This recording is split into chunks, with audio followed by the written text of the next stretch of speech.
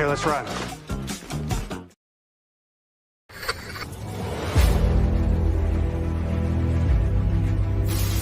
Your mission, should you choose to accept it. It's a quest. It's a quest for fun. Well, The Rock says, why don't we just cut right to the chase? Okay, now he wants to get together. Well, he wants to talk. I want you to do me a favor. I want you to tell all your friends about me. It's showtime, folks! What are you?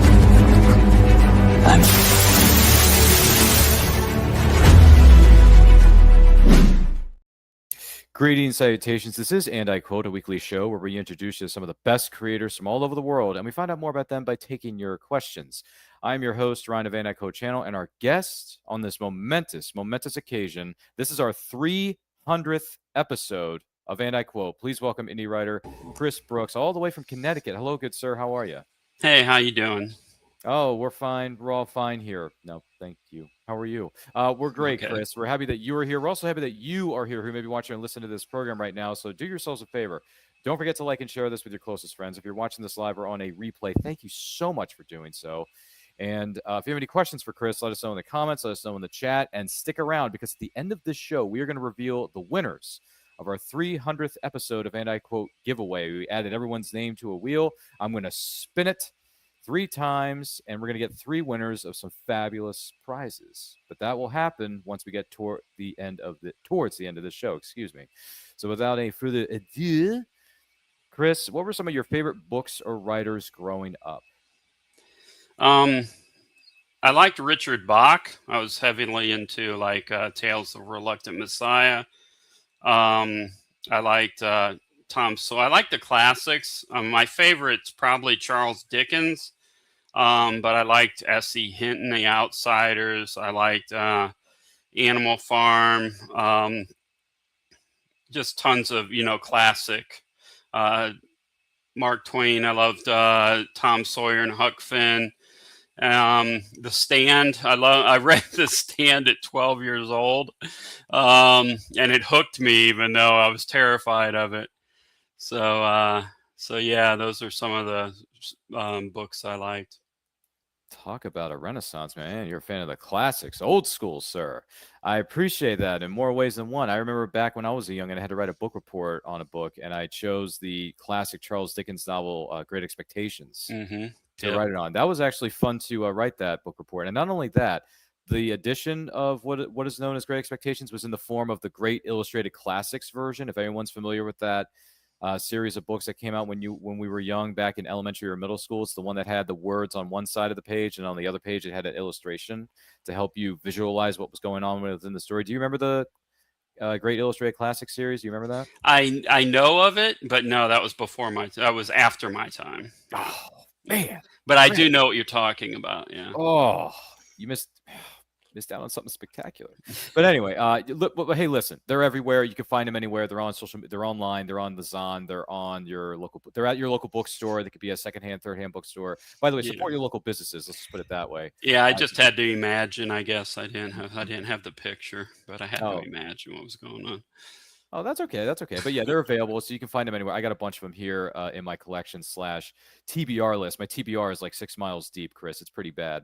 And it's only getting worse, because the more authors I follow on social media, and they recommend this, and then they recommend that, and then they recommend their book, and they recommend someone else's book. It's a very crazy, tangled web that they weave, and it's hard for me to keep track of this stuff. You know what I mean? I fully understand. It's insanity times a billion. But with that being said, what would you say were some of your favorite TV series, past or present? Okay. In the past, I loved, let's see, Battlestar Galactica. I love Space 1999. I love Thundar the Barbarian. As far as like growing up, present, I've been watching Outlander, which is interesting, and Vox Machina, of course, and a few others. But I'm in a writing mode right now, and so in a writing mode, I try not to dwell on plots that might invade my brain. So I try to keep myself a little pristine and not spend too much on media when I'm currently writing. I'm working on the third book. Well, got to make these things a trilogy, ladies and gentlemen. It's not good to have just one, because these days, Sydney, you got to make a sequel. Anyway, speaking of which, favorite movies, past or present? Anything stand out?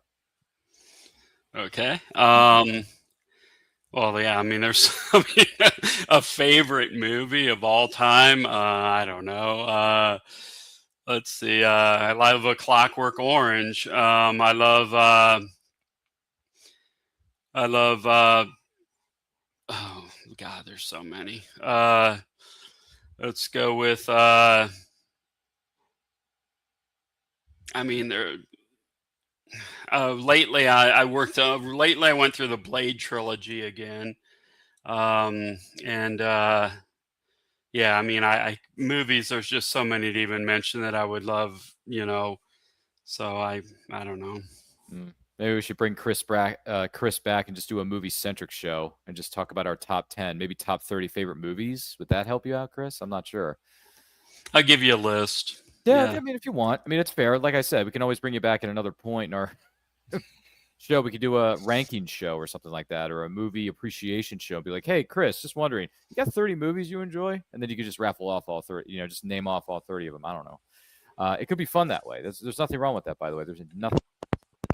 List of 64 favorite movies for a podcast I'm going to be taking part in many, many moons from now, because I wanted to jump ahead of the curve. And the producer of the show, Austin, looked at me and he said, dude, we're not going to have you on for like a while. I don't know why you sent me your list now. I'm like, well, you said 64 favorite movies, and I just had to think for a second of 64 favorite movies, and I just wrote all these down for you, and then I sent it to you as an attachment. I don't see what the problem is. So I don't know. I guess I jumped the gun there. But no, I get that. And the Blade trilogy is something to revisit every once in a while. I do love the first one more than the other two. Yeah, me too. It's a great entry, and it's a great introduction to a character in the blood rave scene.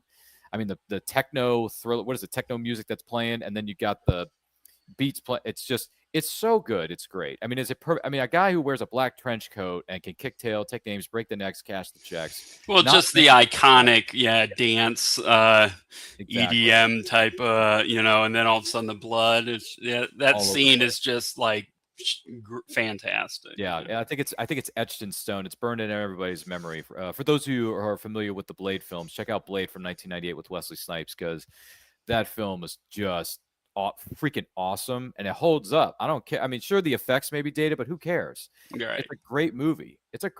Just watch it. You want vampire lore? It's got it. You want swords and guns blazing, which there's a lot of those in there, Chris. Just go and watch it. There's nothing. Yes. So right, and Chris Christopherson playing the wise sage of the Yeah, whole I know. Yeah. I mean, this guy was a musician for the longest time, and then he starred in all these different films. He crossed many, everything. Genres or different. Yeah. What is it called, Chris? Different platforms, right? Right. So he comes to a musician, then he becomes an actor, and then he does film. I think he even did some television work, didn't he? Yeah. He's done many movies with, with a whole bunch of actors. Barbara Streisand being one of them. Dolly Parton, I think. Dolly Parton, that's right. Yeah, Dolly Parton. Yeah. Which, by the way, the fact that Dolly Parton is so open with the fact that she's had surgery to make herself look the way that she does, and she makes jokes about it, that's cool. I respect that about Dolly Parton. You see what I mean? It's just one of those things. I got you. Yeah, she's cool. She's from what I've been told, she's a good person. And people who've met her in real life, she's got some good stories there. But aside from that, when did you start writing? Well, I've written on and off for years, but Chronicles was my first book, full novel. And but yeah, I've been writing for myself for a long time. Nothing I published, nothing I put out there at all. But so I'd say almost my whole life, maybe. But Chronicles has always been percolating in the back of my head, or the Ephesian Saga, and I just kept putting it off, and finally I kind of threw it together. I was working on a game called Chronicles of Orlin, and I was building out the lore of the game. And all of a sudden, I started more venturing towards the lore than I did the game. I ended up liking the lore more. And so then all of these ideas that had been percolating, I kind of threw them, and they kind of formed into this world. But some of the characters from that game are in this series. There's Penelope's in there, Slappy's, Tavern on the Point, Tommy, Laddie. They're all actually characters from a game I was working on. And then Izzy and Ball kind of came later, believe it or not. So all right, the connective tissue there. Yeah. That's cool. That's really cool. What would you say are some of the rewards about being a writer in general? You get the chance to finally display your creativity. It's more of an outlet for what you're feeling, of things that are going on or things that you're feeling.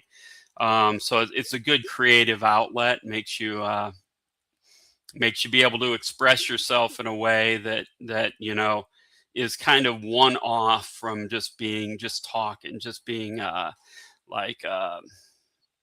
don't know. You kind of get to take another role and follow it through, and you get to show your creativity, I guess, is the best part. Oh, right on, man. Right on. Flip side, and entertain people as far, hopefully, get to entertain people. Oh, for sure. Yeah, entertain people, especially when we live in a crazy mixed up world. Entertainment is vital, in the environment that we're in. Flip side of the coin, though, what would you say are some of the challenges about being a writer? Marketing. Mm-hmm. Absolutely. The worst challenge in the world about it is trying to get eyeballs on the page, is the worst part. I mean, the process of creating is fantastic. The process of actually having to engage, especially most writers are introverted to begin with. So us having to go out here and do, social, everything and be all like marketing people. To me, well, for me personally, I find it the least pleasurable thing in my life. In fact, verging on a living hell, I guess. So yeah, that's definitely the worst part. Mm-hmm. Yep. Marketing is no joke in this world, folks. It certainly is not. Any pieces of advice you would offer to aspiring writers out there? You have to get out there. You have to, and I've fallen into, sometimes I've fallen into, you don't want to self-promote. You don't want to be a point where you're like being annoying, kind of, and I've fallen into that trap too, and so you don't want to do that. Yeah, so it's like a fine line you got to play between, yes, I want to get the word out there, but I don't want to push people away by being too aggressive or too much, you know what I'm saying? So try to be mellow, but at the same time, it's almost like Cheech and Chong, where mellow. Ah! Never mind. There you go. I got you. I think in the words of Cap, I understood that reference. Yeah, I got that one. There you go. See, we're getting better at this. Also, what's getting better is this episode of And I Quote. Do not forget to like and share. If you have any questions for Chris Brooks, let us know in the comments. Let us know in the chat. And for those of you watching on live or replay, thank you so much for doing so. This is our 300th episode of this program. What an amazing moment and accomplishment that certainly is, with all due respect. But hey, this is not about me. It's about Chris. It's Chris Appreciation Day. So with that being said, let's talk about this for a second here. So this cover, first of all, this is a cover that dazzles the eye. And secondly, anything that has a sword on it is automatically going to have at least my attention, because swords are freaking awesome. All right? They're awesome. I don't care if it's a lightsaber or not. Swords are awesome. So for someone who's unfamiliar with the Chronicles of Orlesia, am I saying that right? Orlesia. My gosh, I'm sorry. I got to get better at this. It's all good. It's like the fancy word Fantasia. But for someone who's unfamiliar with this series of yours, Chris, what exactly is it, and how did this come about for you? Well, Ball is he's a sword, but he's much, much more than a sword. He's ancient. He's from a long time ago, when the world is our world. But it's our world after what came back. Think of Shadowrun. I guess you want to think of Shadowrun. It's kind of like that. Magic came back to the world. Ball existed in our world as a certain entity. He's now different because everything changed in the turning. Not only people changed, races came back. So magic returned to the land. Therefore, races return to the land. We all, are inherently those races under the hood, which are like elves, dwarves, but they're not really them. Neander, which are horned people, satyrs, different type of races came back. Ball changed as well. So Ball is from our time, but he kind of turned into a sword later on, or you can think of it that way. So anyway, he is an evil sword who wants to, he's a vampire, wants to, collect souls.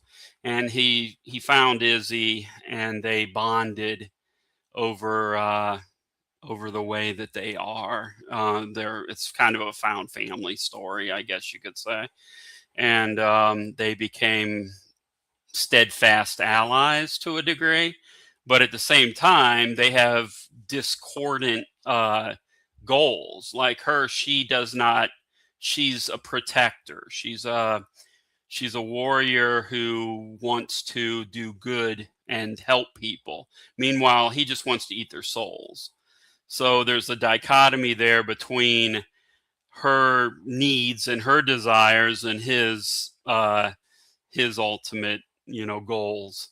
So that's one of the big things in the story is how do they reconcile that between each other, between the moral ambiguity of him trying to kill everything while she's trying to save it. My goodness, the stakes are raised and everything is on the line.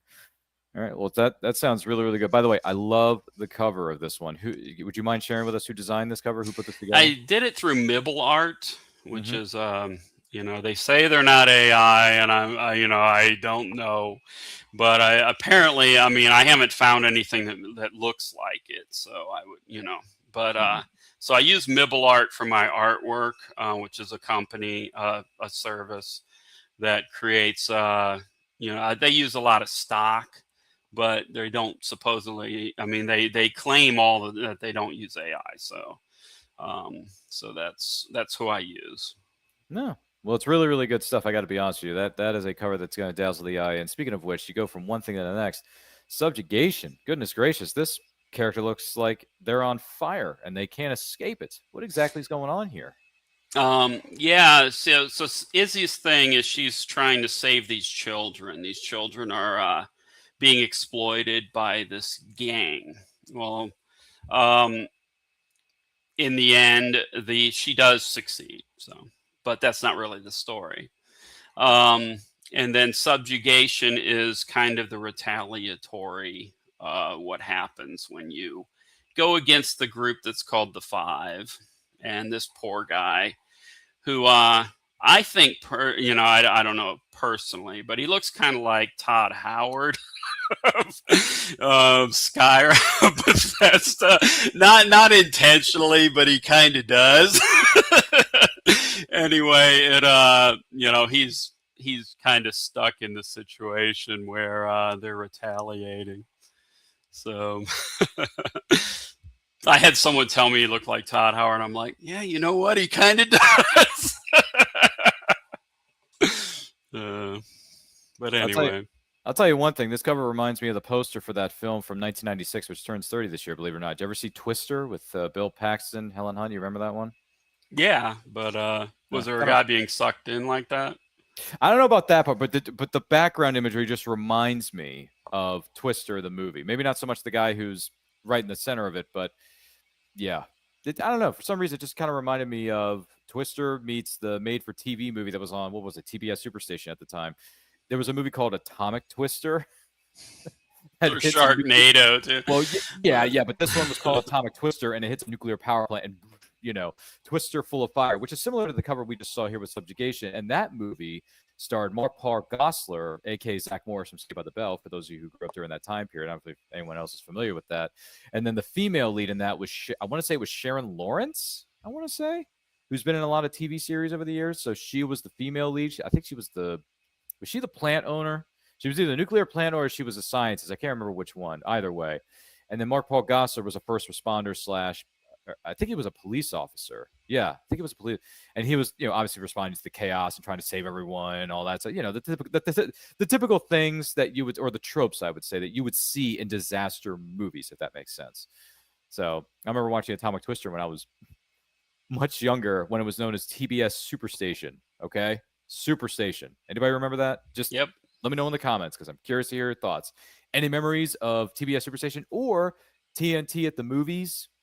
I mean, it's TNT. What was the catchphrase? TNT. We know drama. I mean, it's right.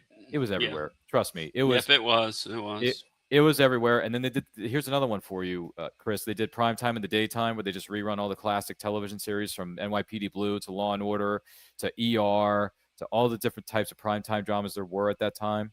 So, yep. Yeah, so many memories. I feel like I'm in the midst of a Saturday morning cartoon here. But anyway, and it's funny you mentioned earlier Thundar the Barbarian, because Phil Russert of Philbo Distribution / Publishing would freaking love you, because when he was on my show about a month or two ago, he mentioned his love of all these different 80s or 70s animated series, including Thundar the Barbarian. Yeah, Thundar was given a bad deal. I mean, they just pulled it because, I don't know. But Thundar was a great show, yeah. Mm-hmm. Did they, just out of curiosity, did they pull it because Conan was coming out at the time? They pulled it because they didn't like, it was dark fantasy, and that didn't play well with their demographic. They thought it didn't, but it did. A lot of kids' first real introduction to dark fantasy was probably Thundar. A post-apocalyptic world, Yeah. And with the girl, sorceress. Yeah, that got people's brains turning, did it not? Yeah. So yeah, maybe I should go back and visit some episodes of Thundar the Barbarian, because I've seen, how many episodes have I think I've only seen like half, maybe one episode. I need to go back and watch more of that, because Phil Russert was saying, if you want to get into sword and sorcery or whatever it is, watch Thundar the Barbarian. It's a really good entry point. I was like, okay, all right. Yep. I got you. I agree. Brother. Fully agree. Mm-hmm. So yeah, you and Phil Russert would get along swimmingly, as it were. Who is an author, living or dead, you would love to have a conversation with? Okay. Mm-hmm. Anybody, any genre? I would say Shakespeare? No. Mark Twain, probably, I would assume. HP would be good. I like to talk to HP. Plus, he's on Rhode Island, so, I'd probably go see him. So, yeah, probably that. I mean, H.P. Lovecraft would be fantastic. Chambers would be great. Richard Bach. Good names there. Yeah. Yeah, one of our friends mentioned something in our Discord that I'm in a writers Discord with a bunch of other different writers, and he posted a picture of himself at Ollie's picking up the complete stories of H.P. Lovecraft at Ollie's for, like, I don't know how much it was, but at Ollie's it's good stuff, cheap, as the catchphrase likes to say, for those who are familiar with Ollie's bargain outlet. But he posted a picture of that, and I thought, wow, you just got the whole story, like every single story, like the Chronicles of H.P. Lovecraft, for that much money. That's insane. But good on you for doing it. I mean, if it's something you love and something you enjoy, then yeah, by all means, pick it up. There's nothing wrong with physical media, folks. Yes, I know ebooks and audiobooks are becoming a lot of people's thing, but physical media came first. So respect. And remember, with ebooks, you're just renting everything. Same with your music now. You're just renting it. They could pull it at any point, as far as like things like that. Things that you're reading through a reader. Guess you're right. Whereas a physical book, it's yours forever. You can give it to somebody else, things like that, Yeah. You can loan it to a friend, certain things you can't do digitally, I mean, you can if you want to pirate, You know what I'm saying? Yeah, which we don't Or there's necessarily systems in encourage. place to try to mimic it, but in general, a physical book, at least you can, keep when your lights go out, That is very true, Chris. Hence the reason I have all these books over here, which I know is kind of hard to see here in our studio right now, but these are all TBR. Yeah, I know. I'm crazy. There's a shelf over here to my left. That's all TBR. And then there's 2 stacks of books over here by what is known as the TV stand in our studio. Those are also TBR. So, yeah, the TBR pile is quite massive. Yeah, quite massive. I don't know. Yeah. It's a lot. Do you have is your TBR list quite long, or do you try to limit your TBR list? Right now, I'm keeping my list limited because, again, I'm kind of a pantser. Right. And so being a pantser, outside influences will get in my brain, and all of a sudden I might start mimicking plots subconsciously. So when I'm in a writing mood, I don't tend to try to read a lot because it might inadvertently cause me to start thinking certain ways. So I'm trying to keep my, So right now my TBR list is pretty low. I have been reading Rich Feidelberg, Pursuing Necromancers. I did take that as a brief view. But I'm trying pretty much right now. I'm in writing mode. And so therefore I'm not trying to read anything or watch anything. Right. You got to keep the mind clear and focus Yeah, focus on your own work. because I'm not a heavy plotter. Mm-hmm. So as I'm pantsing it, if any outside influences will make me, potentially, get into my mind. I don't know if I explained that right, but okay. No, it's okay. I understand where you're coming from. It's all good here. It's all good. What has your experience been tabling at events? I haven't done it. So None it? You haven't tabled it at okay. Do you plan on tabling at events somewhere down the line? Me and Rich have talked about it. He does it in Cambridge, Massachusetts. So I was thinking of going up there and maybe doing one with him, but I haven't done one at this point. All right, just wondering. All good, all good. People table at events in their own pace. It's all good. But yeah, let us know when you start tabling at events. We'd like to see you and hear about your experiences at those events. Be a lot of fun. What would you say are 3 books that belong on everyone's bookshelf that are not ones that you've published? The Stand by Stephen King for sure.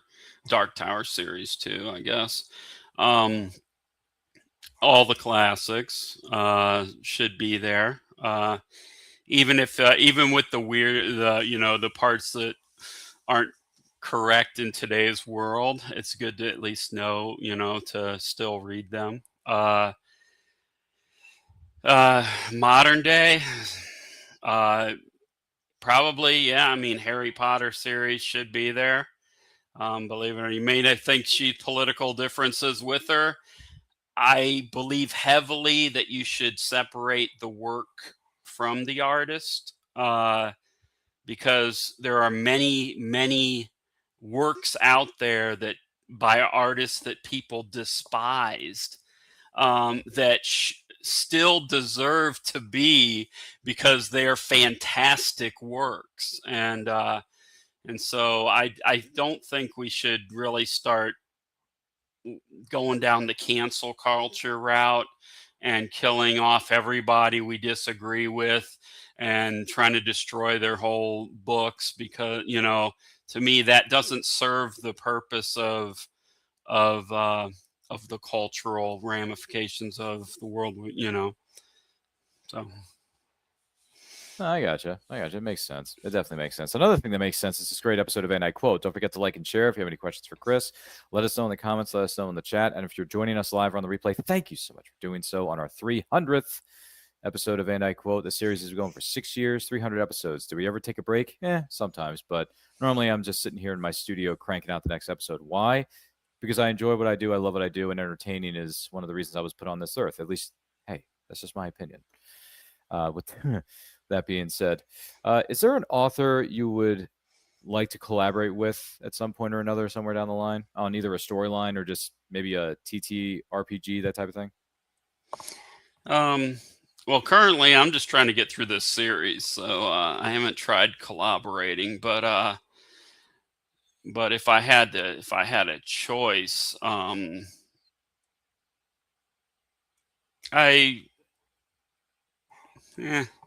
not at this time. I can't think of anyone. All right. All good. No worries. Just thought we throw it out there. If your series, the Ephesian Saga, was adapted into a movie or television series, how cool would that be? Number one. And two, any ideas of who would you cast in some of the roles? I think I would cast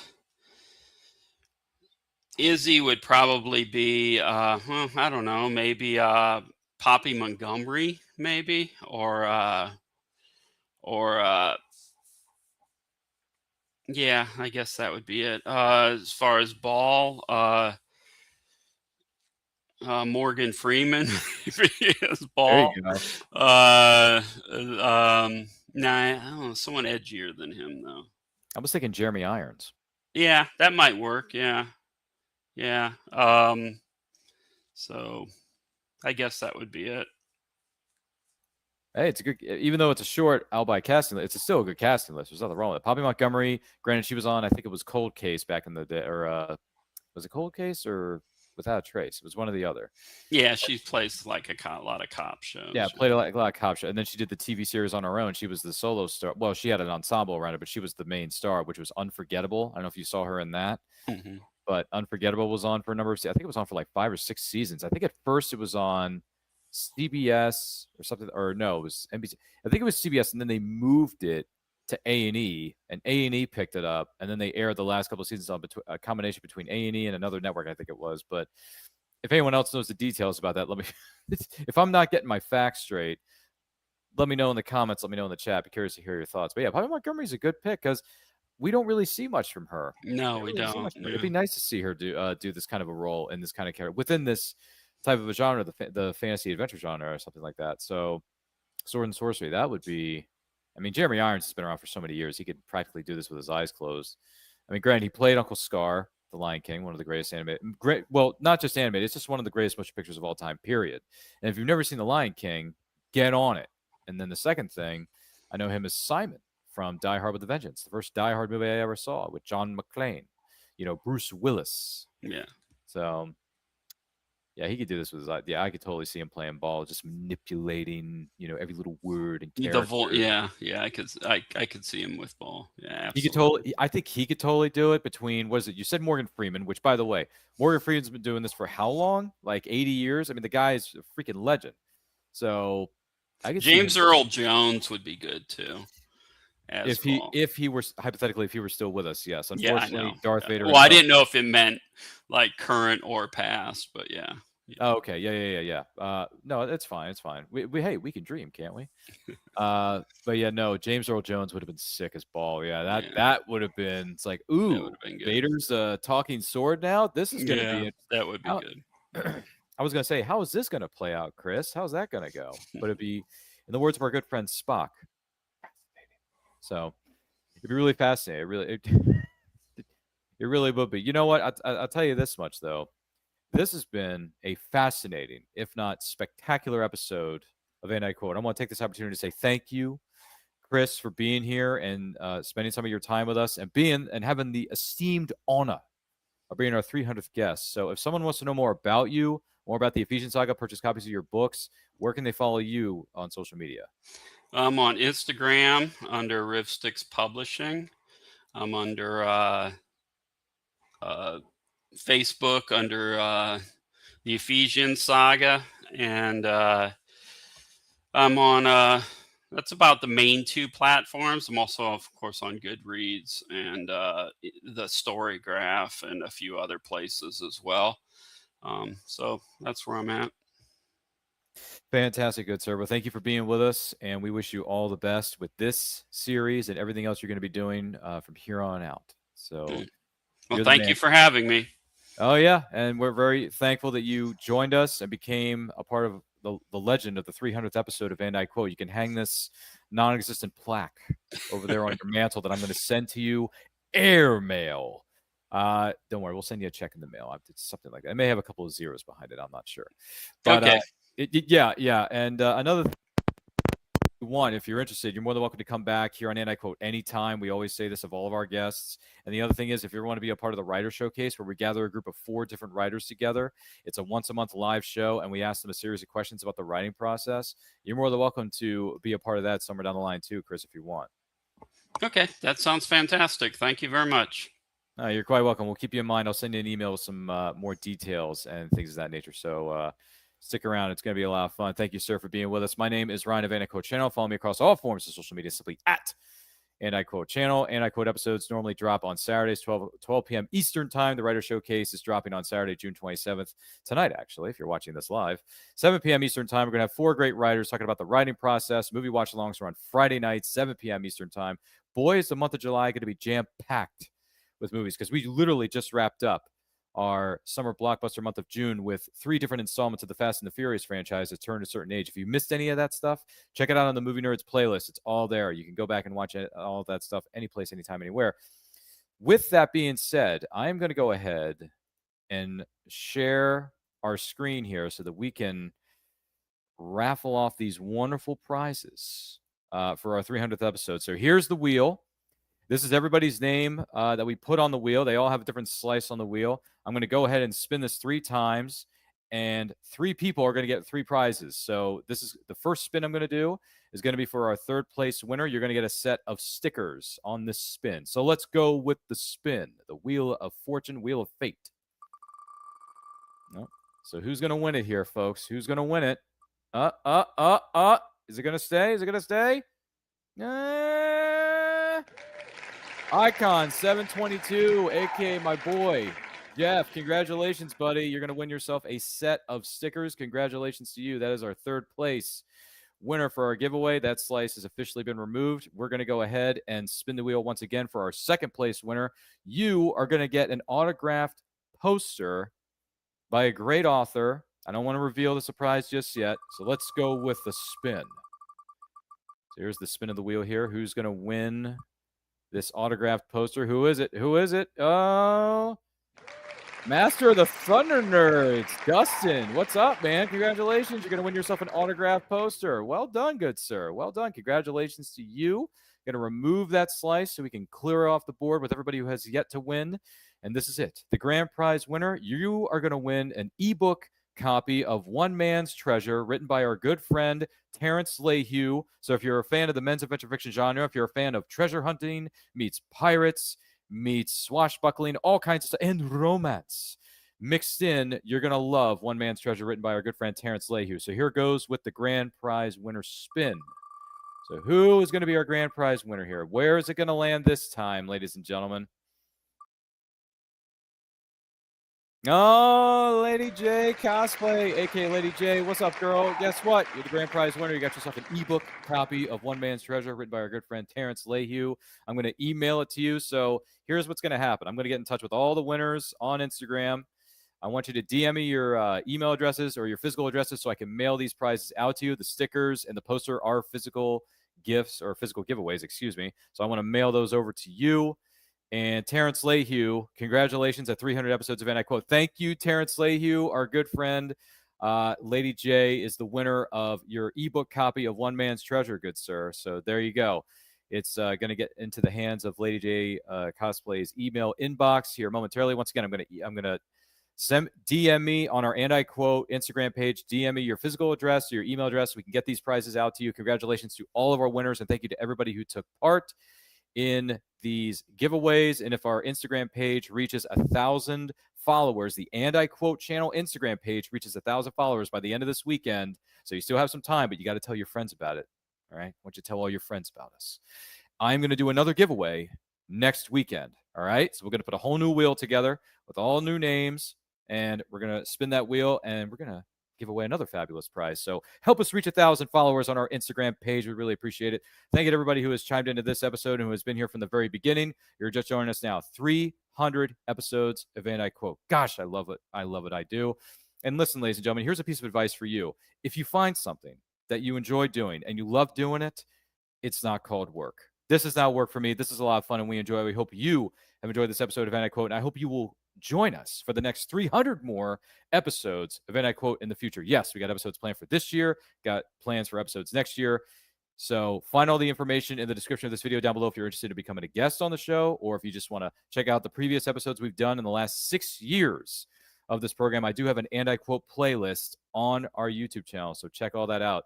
Thank you so much for all of this. Cannot do it without you. Thank you to everybody who has made this possible. Thank you to all the guests. Thank you to Case, who has done all the graphic design work for us with the thumbnails, the overlays, the backgrounds, the promotional materials, everything. Thank you, thank you, thank you, Case. And check out his YouTube channel, The Dutch Star Wars Guy on YouTube. Check him out. He's a great graphic designer, great editor. He knows what's up. Check him out. Support those who support you. It's a lot of fun.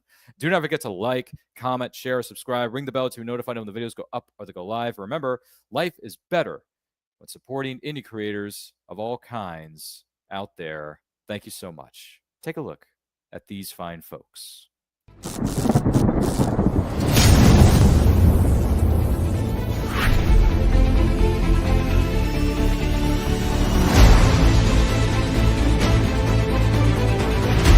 Choose high-flying action. Choose death-defying escapes.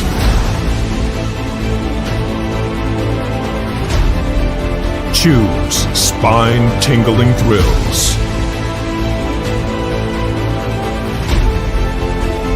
Choose nail-biting intrigue.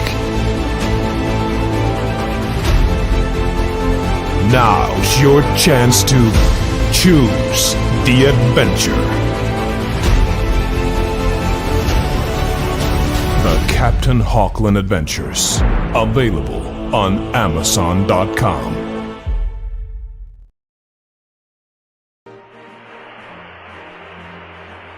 A mission for the police. A mysterious passenger. Mitch Mayhew is carrying more than the mail this flight. Unwanted Passengers, a roaring, prop-spinning, pulse-pounding historical thriller for fans of aerial stunts, flapper-era intrigue, and reluctant heroes with debts to pay and demons to outrun. Order your copy of Unwanted Passenger today.